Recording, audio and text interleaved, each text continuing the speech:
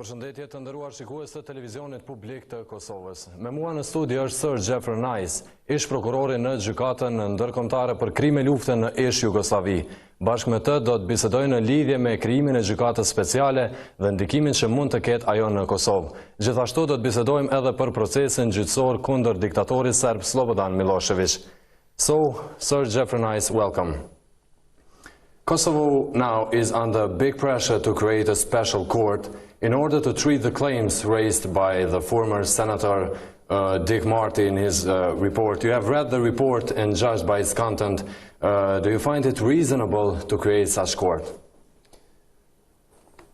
You probably know, and if not you should, that I first dealt with this at the request of a very respectable journal, the London Review of Books, in 2011. I was simply asked to read Marty's report and also to consider some other material that was being published in the press that was hostile to Kosovo at the time.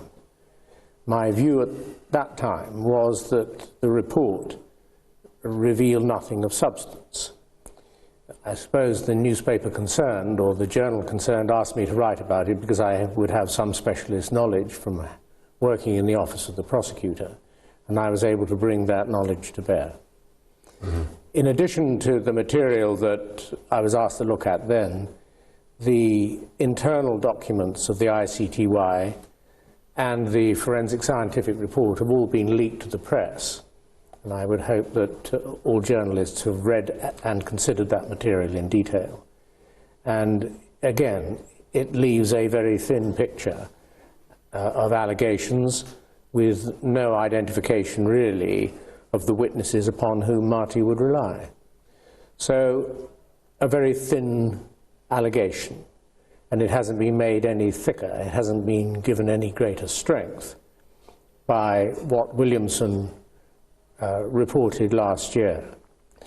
That's separate from the issue as to whether the court should be established, because the court is clearly not being established on usual or normal judicial grounds. It's being established, if at all, on the basis of the political will of your allies, in particular America, but also Europe. And the benefit, if any, for Kosovo of the creation of this court is unrevealed. I don't know what it is. But one has to accept it's a political act. It is not a judicial act. But Kosovo is the only country that will have such court. Yes.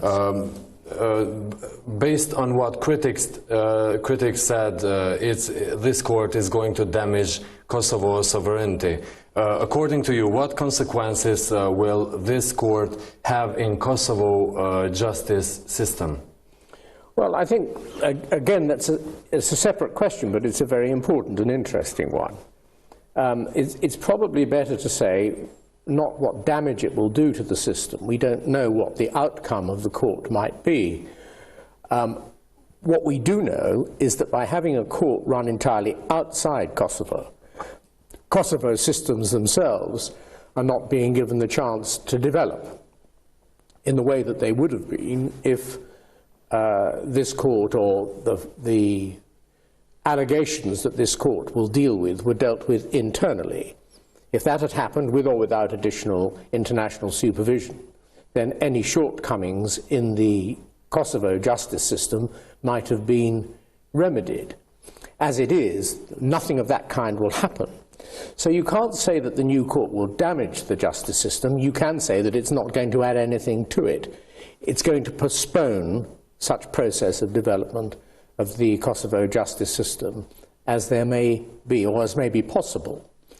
But I have to repeat, this court is being imposed not really as part of a judicial process. It's being imposed for political reasons. And the price to pay and the benefit to get is a matter for your politicians to assess. How do you see the claims that this court, the special court, is going to equal the Kosovo Liberty Army with the inhumanity of Serbian forces in Kosovo during the war 1998-99? I don't, for what my opinion is worth, I don't find that in any sense appropriate, and probably not in any sense convincing. There may well be political reasons why an attempt to equalize culpability is thought appropriate by your allies, in the way that I'm sure it's not thought appropriate by your citizens. And I can't say much more than that. It is quite clear that this court will not, in the short term, bring benefit for Kosovo, for its citizens, in terms of the image it has around the world. It will not bring any benefit. It will serve the interests of Serbia. I have to repeat, this is being imposed for political reasons, and we don't know what the quid pro quo, what the balancing considerations are in the minds of those who are determined that this court shall be imposed and shall become effective. Sir Geoffrey, in 2013 you criticized the former Yugoslavian states for the states that were in conflict with Serbia for not writing their own part of history. Yes. Do you think that they approached at this issue? Are they writing their part of the history now? Well, Kosovo certainly is not. The court may be seen as part of a process of writing history that equalizes the images, equalizes the role of all the competing parties. And I maintain, as I did, I don't know where I said this, but I agree with it, with what I said earlier. It's absolutely critical for example, Bosnia, as well as for Kosovo, that you do not allow court processes to write history in a way that is not acceptable to you. You owe a duty to yourselves, not for me to say, it sounds rather patronizing. Every country, including my own, owes a duty by openness and by exploration of histories to leave a record of events that it believes truly reflect its position and its view of its position in world affairs. And I'm not sure that Kosovo or Bosnia are doing that. Kosovo had major presence of United Nations for a long time, while after the independence here was set the biggest mission of European Union for rule of law. With all this presence, why does Kosovo need a special court? Does this mark the failure of the international presence in Kosovo? Many people say that either it marks in some way the failure of those institutions, and that Kosovo should not suffer if internationally established institutions fail. So that's one possibility.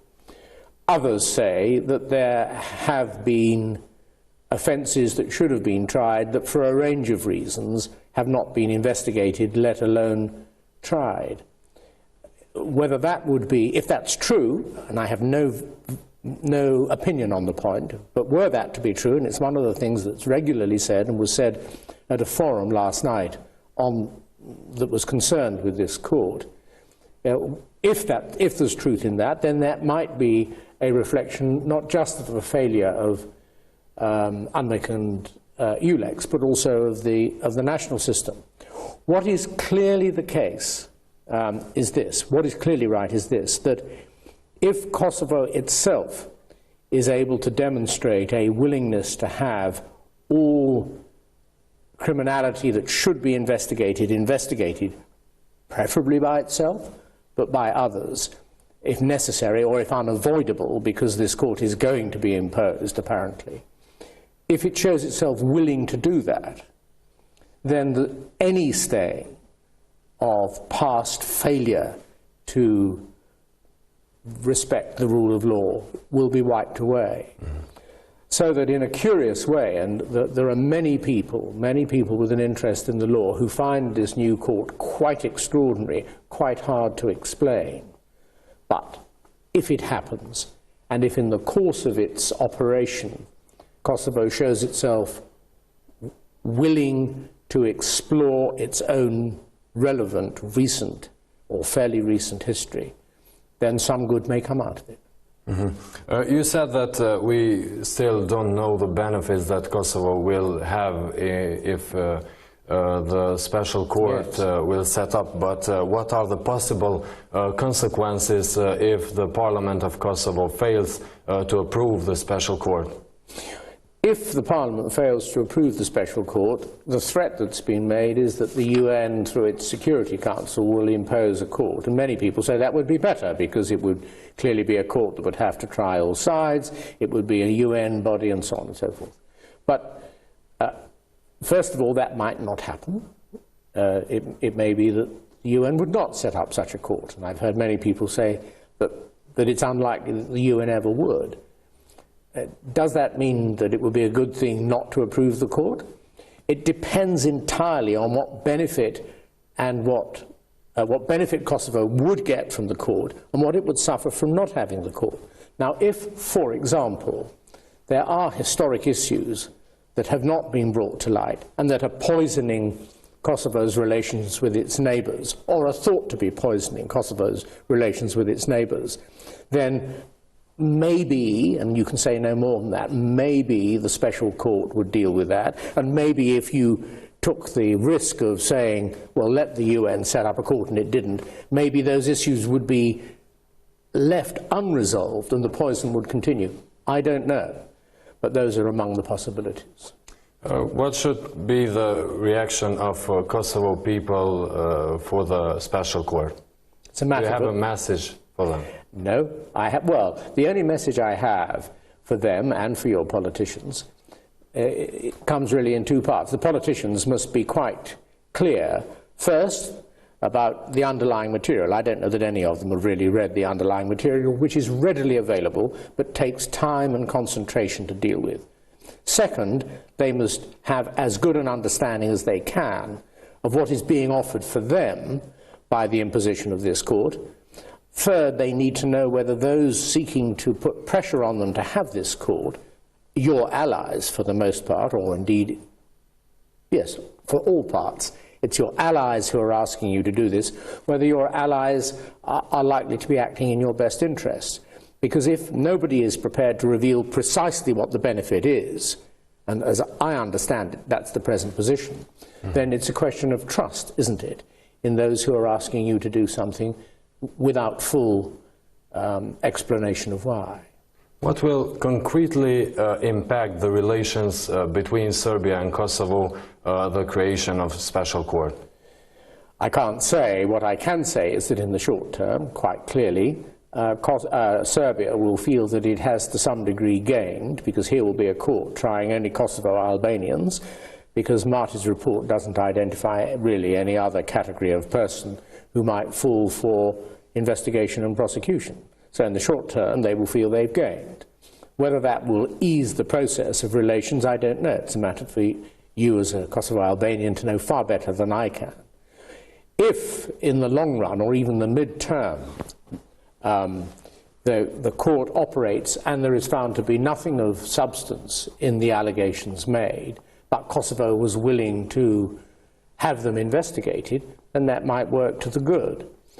If, and some would say very improbably, a great deal of adverse material is revealed in the course of the investigations, then maybe that would do harm. But I repeat, my original opinion of this report, when I read it in 2011, was that it was pretty well empty, and I haven't seen anything that has filled it up since. Sir Geoffrey Nice, let's get back in time and talk about the time you were prosecutor in the case against Serbian dictator Slobodan Milosevic, who died without taking a conviction. How do you feel about that? I said at the time, shortly after he died, that in a curious way it was possibly the best of outcomes, and this is the reason why.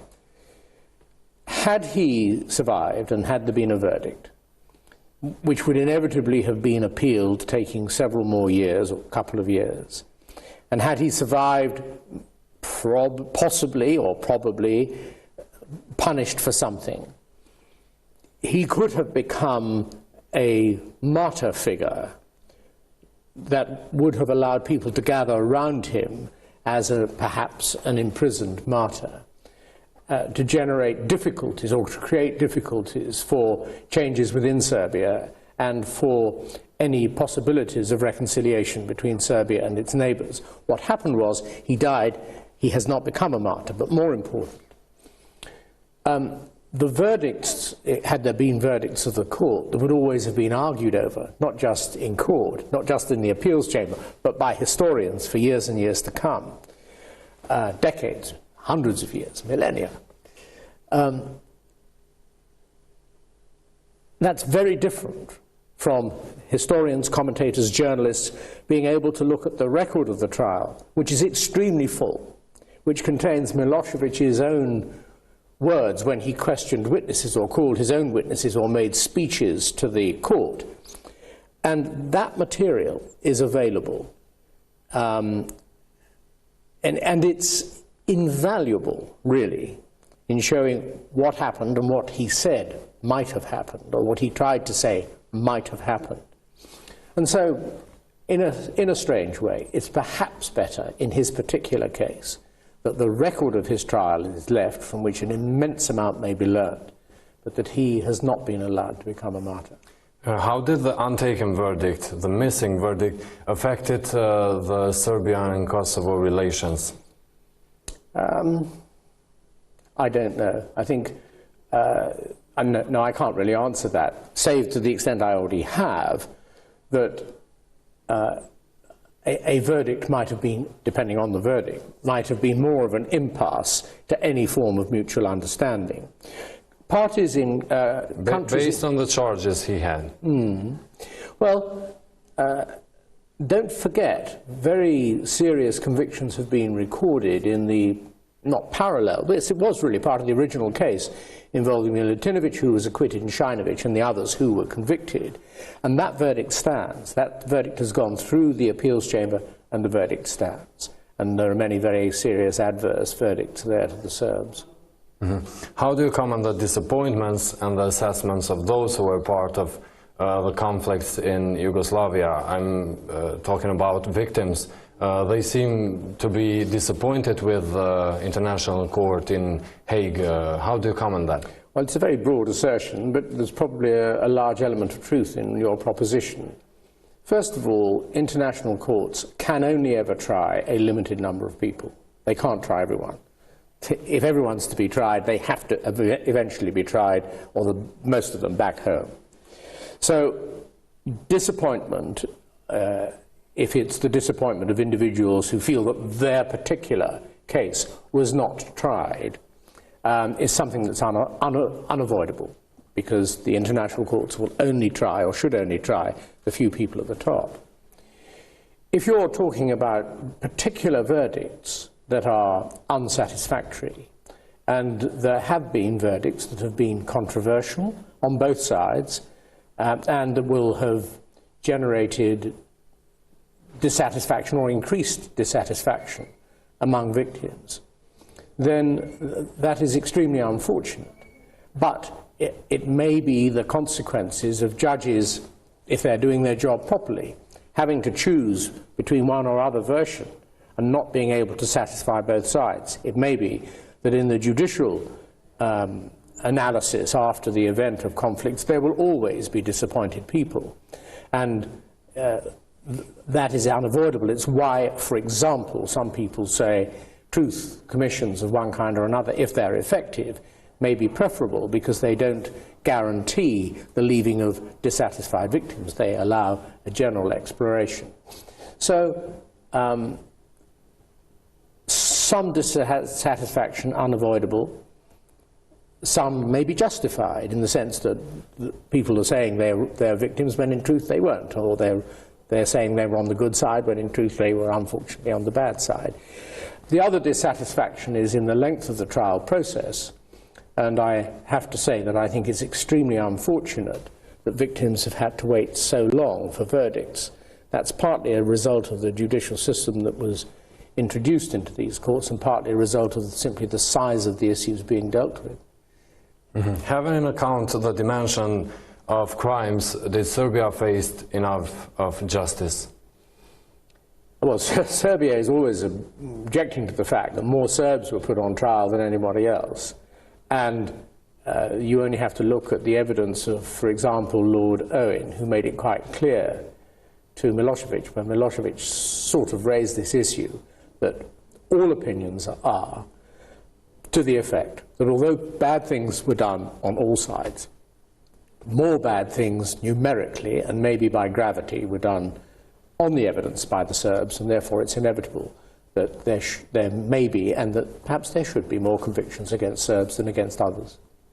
Currently we have two ongoing processes against Radovan Karadzic and Ratko Mladic. Why are these cases taking this long, in your opinion? Same reason as all the others, the type of process involved and the fact that in one case, of course, that he's representing himself, which may extend the duration.